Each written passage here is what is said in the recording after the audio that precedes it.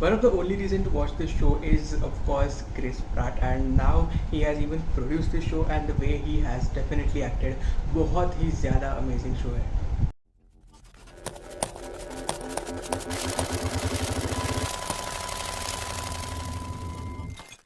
Welcome back to Jain everyone, absolutely fine.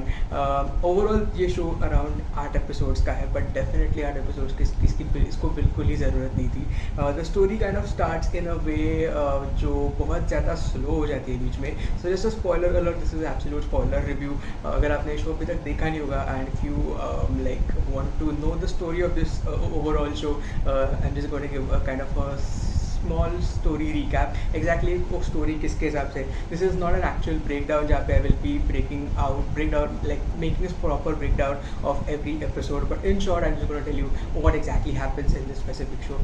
So it's just a spoiler about that. Chris Pratt का जो character है, he is a SEAL, so it is a kind of a position in the military of the US, and he उनका जो एक platoon रहता है, it is a part of they are working on a specific mission जहाँ पे they are supposed to track down a specific terrorist in Iran, and उन्हें उसकी जो सारी प्लेटून रहती है, उसके सारे जो प्लेटून के मेंबर्स रहते हैं, वो जब भी रिटर्न आते रहते हैं उनकी ऑलमोस्ट सबकी मौत हो जाती है apart from him and one of his other platoon member. And उससे पूरी स्टोरी स्टार्ट होती है. जो जब वो वापस आता है, खाली वो 2 लोग कैसे बच गए, एंड उसे बहुत ज़्यादा हेलुसिनेशन होने लगते हैं. सो ऑफकोर्स अब उस टाइम पे मैं रियलाइज़ तो हो जाता है कि of course something is not right with his mind.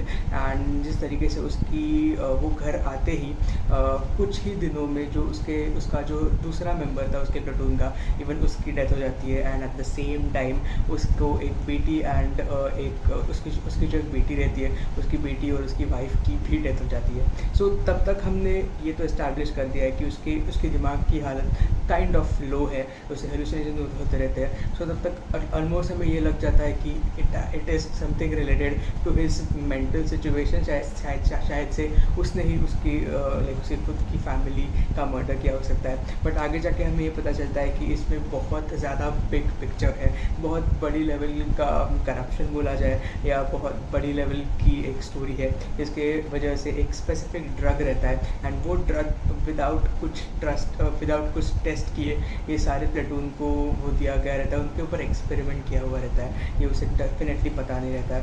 And उसके कवर अप के लिए काइंड ऑफ बताया जाए तो उसको दिस काइंड ऑफ लाइक उसको ऐसा फ्रेम किया जाता है कि he is also having this kind of mental tumour, and eventually उसको ट्यूमर होने वाला रहता है. सो उसको उस तरीके से फ्रेम किया जाता है कि उसी ने सबके मर्डर्स किए होते हैं.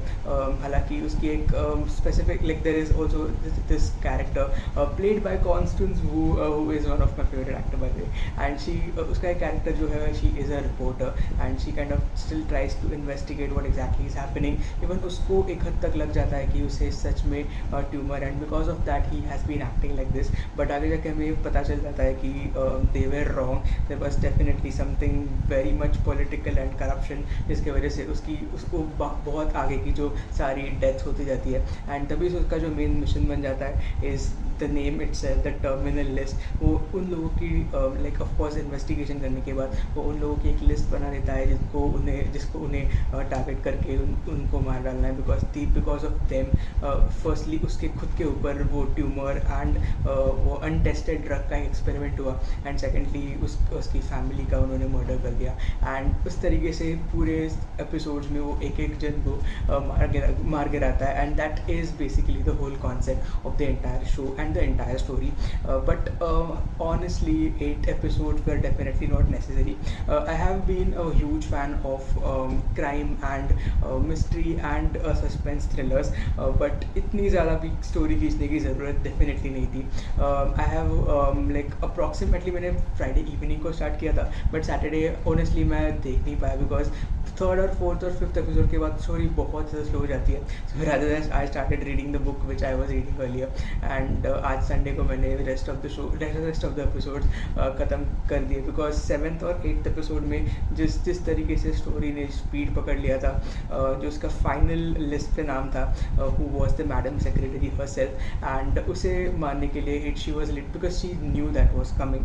And also on the side ground जहाँ पे कॉन्स्टेंस वू का जो कैरेक्टर था हु वॉज द रिपोर्टर, उसे भी स्टोरी प्रॉपरली अनवाइंड करने की ज़रूरत रहती है, because she no more she doesn't work as a reporter, she really wants to unveil the truth. And वो उससे बुलवा लेती है कि बिफोर इवन उसे पता चला था कि she was going to work against the other officer जिन्होंने वो एक्सपेरिमेंट किया था, वो एट द वेरी एंड उसे एडमिट करवा देती है that she knew everything about this and she was at the very fault. उसे वो रियलाइज़ भी करवाती है कि उसकी वो गलती है, एंड बिफोर वो उसे मारने जाता है वो खुद को शूट करके अपनी जान ले लेती है। एंड आफ्टर एवरीथिंग इस पूरे एपिसोड 1 से लेकर एपिसोड एंड तक उसे जो सपोर्ट किया रहता है, उसके कुछ फैमिली मेम्बर्स रहते हैं, उसका one of the best friend जिसका कैरेक्टर का नाम है Ben, and he is a part of CIA, जो बीच में हमें पता चल जाता है कुछ अलग कुछ FBI या फिर कुछ अलग कोई और पुलिस ऑफिसर्स के द्वारा, बट उसे एंड तक ये पता नहीं रहता है। बट जो उसकी कैरेक्टर द कैरेक्टर उस प्लेड बाय कॉन्स्टेंस, उसे भी बहुत एंड तक वो हिंट्स दिए जाती है। And after everything is over, after उसकी लिस्ट कंप्लीट होने के बाद एक स्पेसिफिक मिशन रहता है जो इनकम्प्लीट रहता है, एंड वो उसे पूछता है कि वो स्पेसिफिक मनी कहाँ पे जा रहा है, and she reveals that specific location which is in Peru, जहाँ पे उसे समझ जाता है कि बेन जो कैरेक्टर है वो वहीं पे है। And which was super unexpected. मुझे सच में लगा था कि वो एटलीस्ट उस अपने बेस्ट फ्रेंड को वो लिस्ट से निकाल देगा, बट उसके behind his back he kind of betrayed him, and ultimately he kills him, and that was the final episode of the whole story. Alright, so that is it for a very short story recap, and I think इतना overall story के बारे में जानने के लिए बहुत काफ़ी है। If you want to go very much into detail, you can stream this on Amazon Prime, and honestly Chris Pratt, I love him since Parks and Recreations. I don't know why he took that role, but the way he played Andy, it was super amazing. And also, of course, everyone hated him because of what he did in Avengers. Because of him, we had to time travel, and वो almost निकलने वाला था. That is like जो Thanos का arm था, that was almost going to come out, but that is after a different story.